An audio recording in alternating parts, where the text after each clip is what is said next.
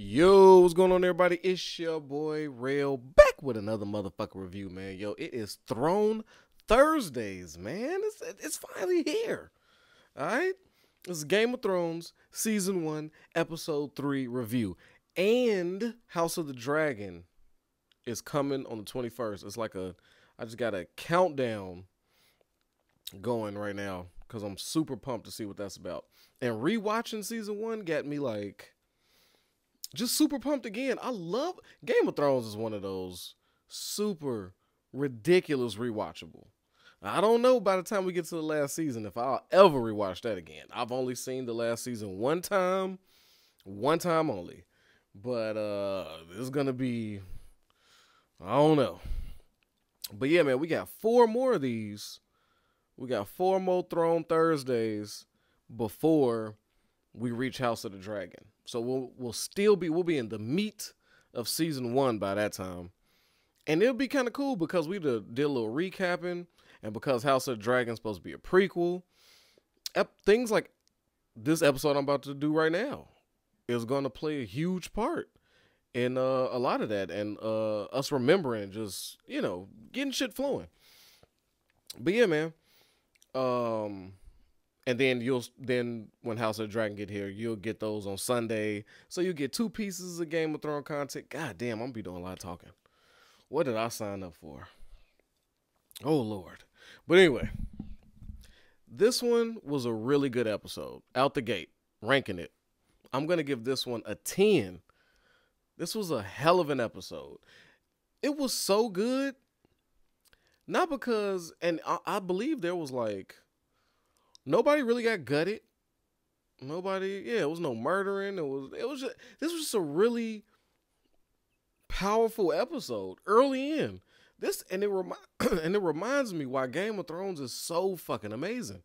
Right? Let's get into it.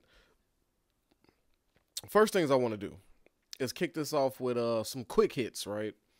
Just some quick notable things that I peeped before we get into the meat of it. And the meat of it is Ned Stark in King's Landing, Lady Stark, Jon at the Wall. Right, that was the meat of this episode. But there was some notable things that I want to go over first. Some little quick things. First, I got to start with the Khaleesi. Ladies first. Come to the table, Khaleesi. This was the one, in this episode, she has bought all the way in. We saw the role reversal, or the beginning of the role reversal, starting with the sexual position and saying, hey, if I'm going to be a part of this life that I didn't want, I'm going to do it to the max, right? I want some say in what's happening now. And it seems that she's achieved this one. She's pregnant, so that upped her status, right?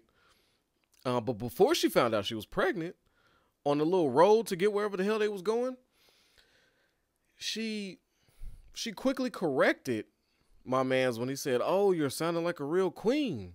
He like, nah. She said, nah. I'm sounding like a real Khaleesi. And I'm like, yeah, there you go. So that line right there lets you know that she is under no illusion. She is here and she's all the way in. The Khaleesi was born in this episode. Truthfully, like, whatever light that was there definitely sparked in this one, and it's only going to grow brighter. We see her affinity for slaves that comes to play later on in her future. But right there, she didn't like the mistreatment of slaves, and she wondered how did slaves get here? Why are they here? What is the purpose? What could they serve for such a great army like this? So she's really interested in the slave trade. She's not a fan of it, but she needs to know the ins and outs. She wants to know more of who her new people are. So she wants to take a little moment to go, walk it off, have some thoughts. And here comes her brother, wilding, right? Screaming, oh, you don't make the dragon doesn't take orders from you, and took his sword out just with the extras. Like, we see him, sometimes I forget he even exists until he's a fucking pain in Khaleesi's ass. Like, I'm like, oh, that's right. I'm loving on the Khaleesi. I love how she does, and oh, here comes her brother. Just a piece of shit. Somebody I hate with, like, everything. And quickly, while he's in there and roughing up, and she's starting to have, these little, oh shit, here he comes. Let me get back on point. Before she could even like withdraw back into the old her, one of her the guards shows up, wraps my man, one lasso whip around the throat. Very efficient. The Dothraki is not to be fucked with. I've only seen one person be that efficient with a goddamn whip or lasso, and that was Indiana Jones. This nigga could hit a limb, and just swing. Matter of fact, as I'm rethinking, Indy never missed anything with that whip. But that was about it. That man was, and so he's like, runner up for whip action. It was choking him out on the horse, letting him know, hey, Khaleesi, this man's disrespectful. Did we kill him? What's up?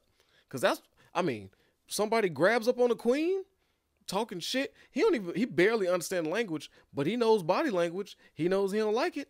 Hey, what you want to do about this? You want to dump this nigga? And in that moment, Khaleesi went through an amazing transformation without words. If you rewatch that scene, she goes from wanting to cry and say, let my brother go, which she first said. Then she gathered herself before she can get that whole sentence out, fixed her face, straightened up, and commanded it.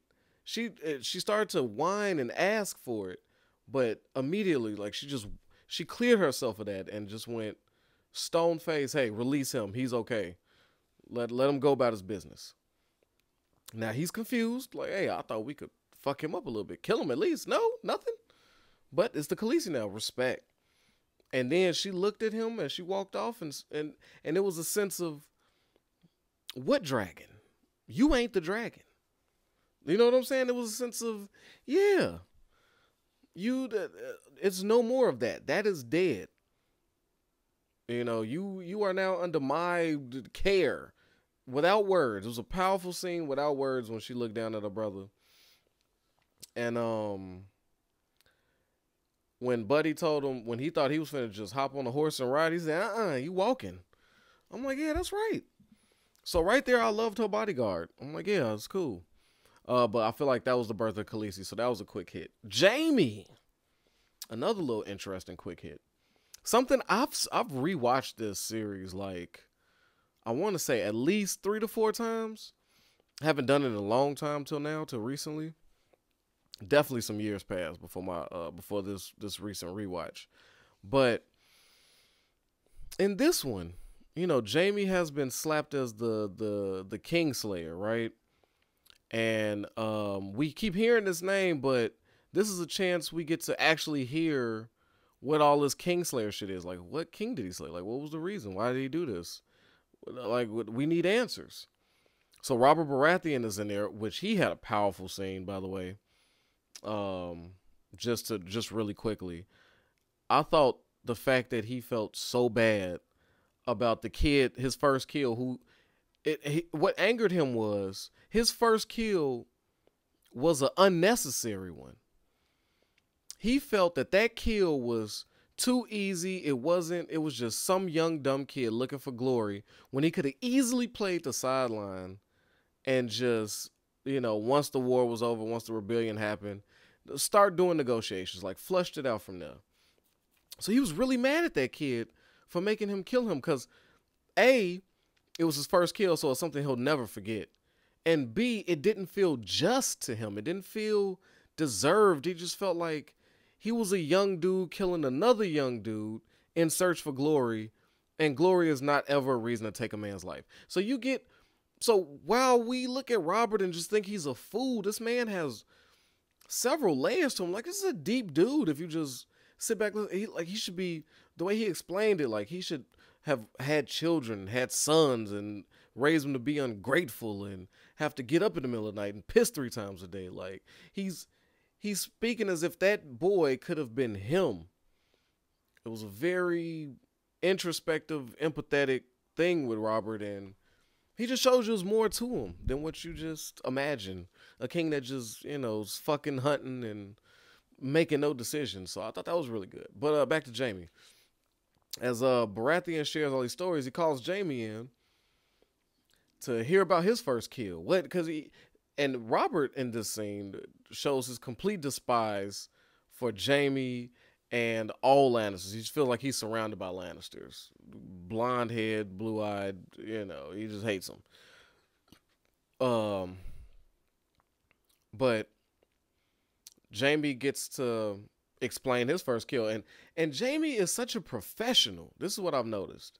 Jaimie was such a professional. As Baratheon was chopping up with that one warrior, Jaimie looks over at the warrior next to him and says, "Hey, my first kill came at that little rebellion thing over there."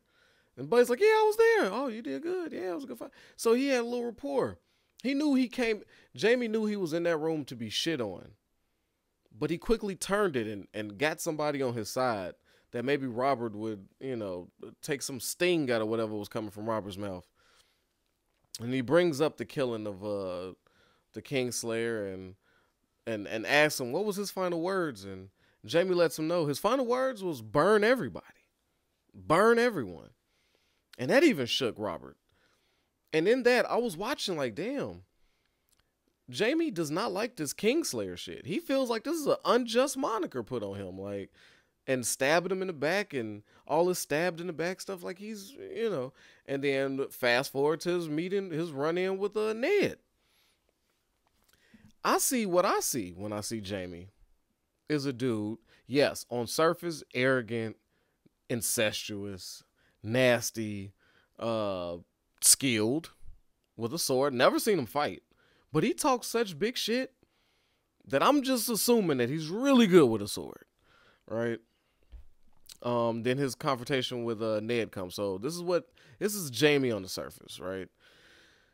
But in his interaction with Ned, I saw something more. I saw a longing to want to, like, some understanding. Like, he has respect for Ned. Even in his pompousness, he looks at Ned and he respects all in this conversation, he respects Ned's like honor, like his honorability, his nobility, his just the way he carries himself. He enjoys that. And he feels that he is that also.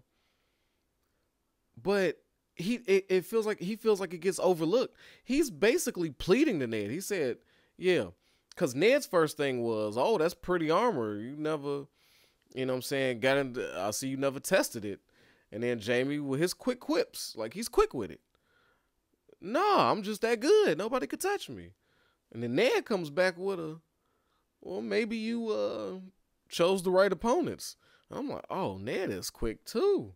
That was a great back and forth of dialogue. Amazing. Y'all, like, the dialogue in the show is so fucking phenomenal. Right? That was spicy. I like that. But they did their little show off, their little standoff, and Ned hits him with the, "Oh yeah," especially when your opponent's backs are turned. And Jaimie just got fed up.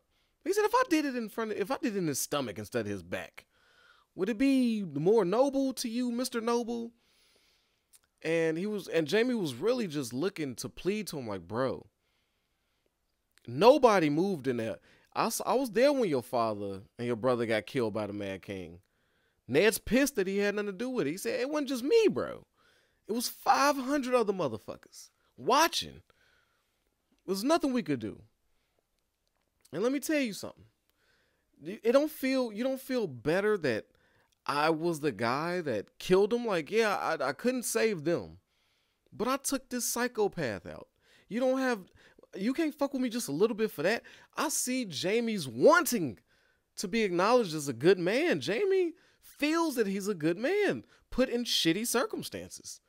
He feels like he saved thousands of people and is not getting the recognition deserved. And this is something I overlooked in a lot of my rewatches, because emotionally, because this show draws so much emotion from you, I just wanted to be like, fuck Jaimie, like, you're a piece of shit. And that's just how I saw him. But as I rewatch, I'm just like, he's been begging for this, and deservedly. If Ned would have showed him any type of, like, respect, just soldier to soldier, like, I don't gotta like you, but I respect you, Jaimie, I think that would have changed a huge tide. I think that would have changed how Jaimie viewed the Starks, how the Lannisters and Starks got along, and everything else. But yeah, So I thought that was interesting. Another one, Arya's pissed. Ned comes and cools her off and pretty much gives her the okay to learn the sword. He knows he can't fight all his battles, which is going to turn into what I want to talk about with Ned. Ned's picking and choosing his battles with his daughters. He's out of touch with one, and he tries to give Sansa a doll, and she's like, "Nigga, that was when I was 8." And then Arya wants to play with swords, and he's like, "You know what? Okay, I could get this one right. I fucked up with Sansa. I could get this one right. So, you know what? Yeah, keep the sword, but it's not a toy, and don't stab your sister." But he really had a moment with Arya, and it was the same moment Cersei had with her son. Cersei's message is, the truth is what you make it. And Ned's message is, look, I'm going to be real with you. We in a dangerous place. Everybody hates us. So the last thing we need to do is fight with each other. Starks over everything. SOE, baby. Starks over everything. Family. That was Ned's message. And that's been fundamentally the difference between the two households. All right, so it's Ned time. It's time to get into the meat of it. I know your thoughts is, damn, Real, I thought you said these was quick hits early in the beginning. You talk for, I know, man. That's about as quick as it's gonna get for real. I'm sorry. I tried to make it as quick as possible. And no, I'm not finna go 30 minutes on Ned, but I'm gonna go get into something. Ned had an eventful few days. He had a lot going on. This is like, to me, this is just the struggle of being Ned Stark. We gotta respect the fact that he's pretty much a single dad in a place that he hates, and he's not a single dad to like boys who is easily relatable. Ah, son, shut your emotion off and shut the fuck up. Any man with daughters know a different side of you is tapped. Your communication, your patience, everything is so different. You can't just go about it how you would naturally go about anything. So he's basically a single parent in King's Landing with 2 girls who are beefing, who is into it with the Lannister family who he's working for, essentially. And it's a lot. It's a lot on his plate. The fucking day just started. He just got to King's Landing, pretty much. And shit has already hit the fan, so Ned is stressed. Okay? He's got a lot on his plate. And he still got to go to work. This was all before going to work. And going to work is being a hand. So here we meet, I believe his name is Varys. I know y'all gonna get the names for me together. But he meets Varys, and then we learn about Varys and the fact that he has birds. He has these little birds that talk to him. He's the king of info. Right, then we got Littlefinger, who has a face nobody could trust. Michael Carcetti, nobody trusts you. Okay, we trust you in Baltimore, and look what you did. Look what you did as the mayor in Baltimore, okay? You said one thing and you fucked everybody over because you wanted to be a governor. Like, come on. Come on, man. And here you are, Littlefinger, just untrustworthy again. But we learn about them via Ned. Littlefinger had a duel over Ned's wife, over Lady Stark, over Catelyn. And you could still feel the love was there, and you could tell that Ned didn't enjoy hearing about his wife from a man who was still in love with her. So already he's on Ned's shit list. Varys is interesting, very soft-spoken, very bald, very pale, just, but a good talker, right? Both sides are. Then you got the Grand Maester. And he's like, holy shit, you still alive. That was pretty much Ned's reaction to him. And the Grand Maester is in here with his forgetfulness. So you got some old guy that's fighting dementia, essentially. But he remembers Ned, and they had a little conversation. And then you got Robert Baratheon's brother, who's Ned is tight with. So he's like, okay, I'm not in a completely, I got somebody I could fucking have a conversation with. When he saw Rob's brother, he was like, okay, cool, thank God. Holy shit, Grandmaster, you're alive. Okay, I kind of fuck with you. That works too. But this Littlefinger, I don't know about. I don't like. But Ned gets there, and on the first day of the job, finds out the crown is about 6 million debt to no other than Tyrion. No, is it Tyrion? No, Tywin Lannister. One man is owed 3 million from King's Landing, and another 3 to the bank we don't know about, that we just heard about. So he finds out they are $6 million in debt and trying to spend $80K on a welcome here, Ned tournament. Ned's like, fuck no, we're not doing no tournament. Shut this shit down. No. Everybody's like, bro, what's $80K to 6 million? We might as well have some fucking fun. Like, so Ned is trying to wrap his brain around like the gig. Like, okay, what the fuck am I supposed to do here? We broke as hell. I don't like half these people. And what now? A tournament for me that I don't even want? Great. I don't even want this shit, but great.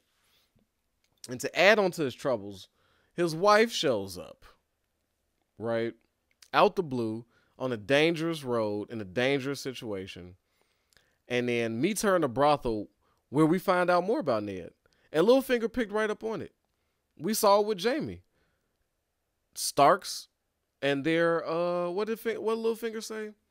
Starks, quick-tempered and small-minded. Like, that's what it is.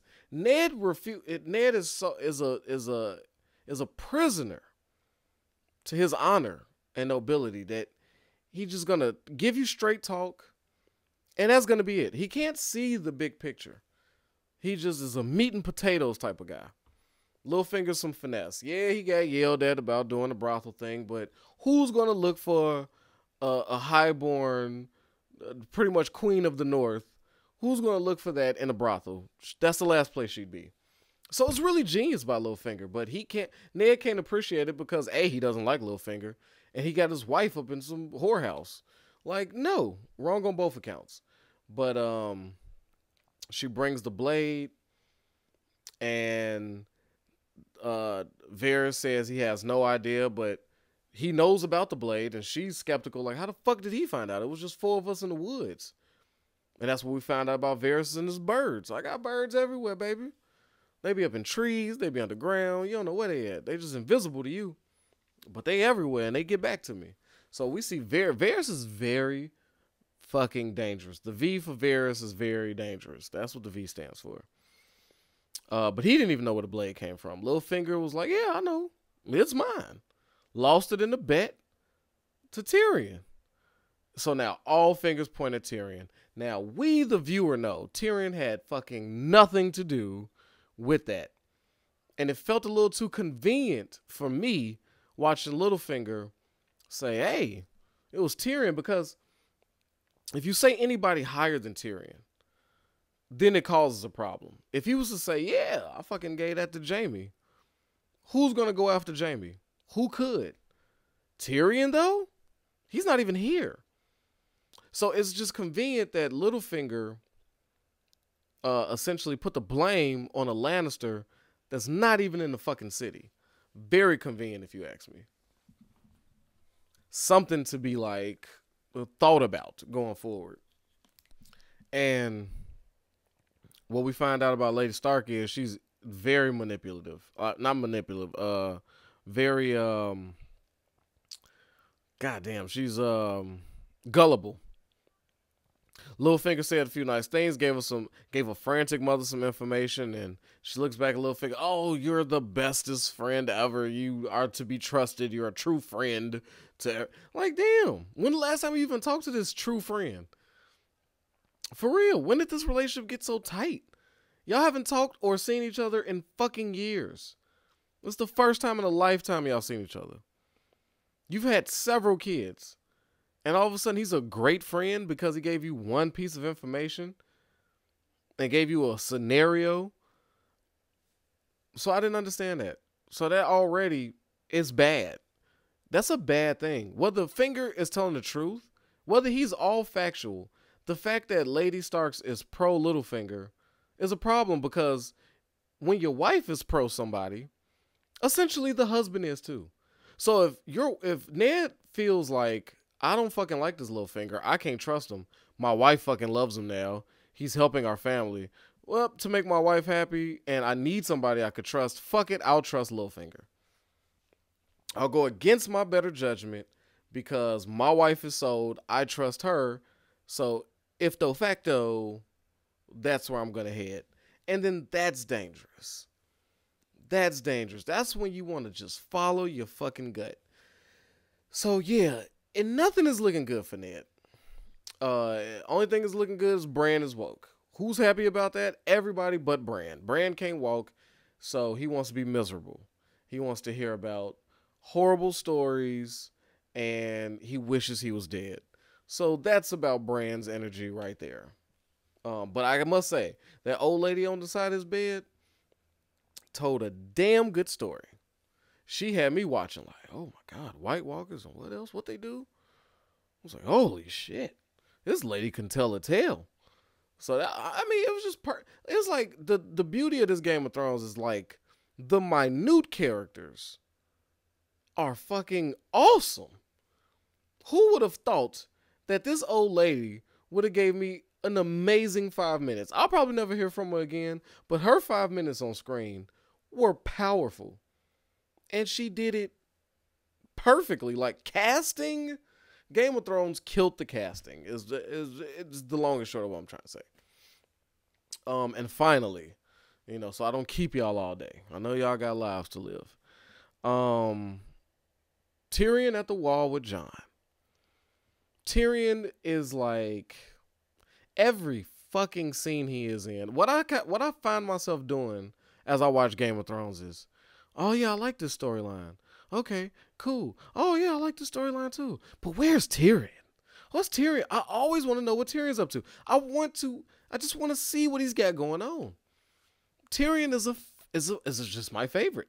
3 episodes in, I'm a Tyrion man. Sold. Love this little dude.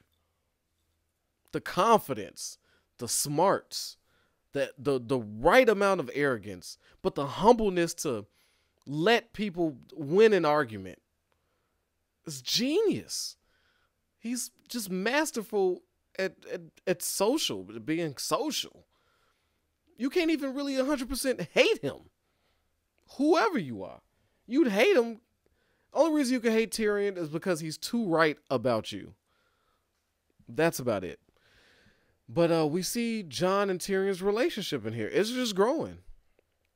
Jon comes through like the big man on campus, whooping everybody's ass. Next, broken nose. Next, fractured knee. Next, bruised fibia. He's just fucking people up in a circle. And Jon's like, what the fuck am I here? What is happening? You guys are trash. Right? And then once the head muckety muck is like, oh, you motherfuckers, Jon, you might be the least useless motherfucker here. Like, so go ahead and take a break, whatever. And rightfully so, the guys come and hem this nigga up. Like, yo, fam, we should murder you right now. Fuck it. We criminals anyway, baby. I've been a criminal longer than I've been a goddamn night watchman. So you could die right here. And here comes Tyrion to save the day. With threats? No, subtle threats. Oh, you guys got distinct faces. Just the setup. Oh, look at your face. Very distinct. Yours. And these motherfuckers just looking, just mouth breathers like, what? What the fuck does our faces got to do anything? I'm just thinking, my sister the queen, when I tell her about how you kill him, she's going to be interested. And your faces are so distinct. She should have no problem picking you out. And they're like, oh, yeah, sister. Oh, got it, copy. Distinct faces. Yeah, we're out of here. But they don't leave out the room. And Tyrion realizes they didn't leave out the room. And he doesn't waste a moment because he knows like, oh, I'll save Jon's ass right now. But if them gentlemen leave and I don't say what I'm about to say next, what's to stop them from getting on his ass next time? Jon screams out, they just mad because I'm better than them. Yeah? How about, I would wager this is the first time they've ever held a sword. Not all of us could be trained by the best swordsmen in the world and all this and that. You forget that. Let me tell you a story about the two that just tried to slice your throat. And as them two listen to their story, they're like, fuck yeah. They got me. And he's appealing to the guys in the room. He's trying to get through to Jon to let him know, this is your family now. You're no longer, you got to either make them better or you got to just step your humbleness up. But Tyrion gave him game and understanding that's going to last him his entire life. Like, Tyrion doesn't just drop shit for you to be like, oh yeah, these are lotto numbers, like this instant gratification. He give you some life lessons. Like, he's the first life coach ever in the world. He's the first life coach ever. Before it became some millennial profession, it was Tyrion Lannister's, and he did it just because he could. You know, we see his interaction with Uncle Benji about his. Now, I'm not trying to make fun of y'all, but I don't believe in all that shit north of the wall. Wildling, sure, but they just people. And Benji like, you ain't never been over there. How the fuck would you know what to be scared of? How the fuck would you know anything about north of the wall? So keep your jokes. And Tyrion's all the while was like, damn, I didn't want no beef with you. I don't even think I said nothing disrespectful. And he quickly apologized if he said anything that might have struck him differently. But we see a nice little friendship gathering with Tyrion and this stud he's been talking to this whole time. But it was a powerful scene. Tyrion is just like the man and gave Jon tools to become the man. We see Jon wanting to be a ranger. He's mad at his family, but he finds a trust in Tyrion. He's like, hey, you was the only one who told me the truth about this fucking wall. And then we got the people that run the wall trying to appeal to Tyrion. Go talk to your sister, man. Winter's coming.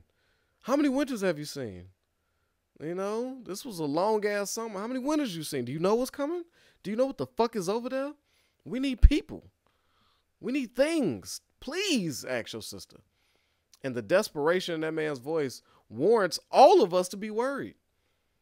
But Tyrion doesn't believe in that shit. And that's a huge problem.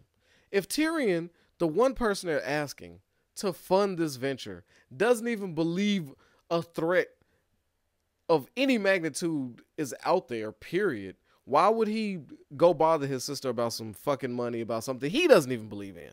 Now, if he thought it, if he saw it, he'd fight hard. He'd get it done. But an unmotivated Tyrion, straight to the brothel with him. That's it.